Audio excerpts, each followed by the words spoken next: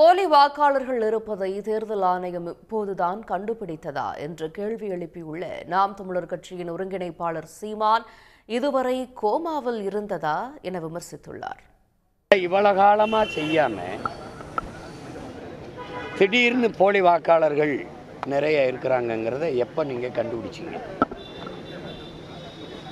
இப்ப 2 மாசத்துக்கு முன்னாடி தான் கண்டுபிடிச்சிங்களா இல்லை எப்படி? இப்போதான் இந்த போலி வாக்காளர்கள்லாம் வந்திருக்காங்களா? இப்போ இவ்வளோ நாள் என்ன கோமாவில் நினைவிழந்து படுத்துக்கிட்டீங்களா இல்லை எப்படி? இந்த என்ன பண்ணிக்கிட்டு இருந்தீங்க?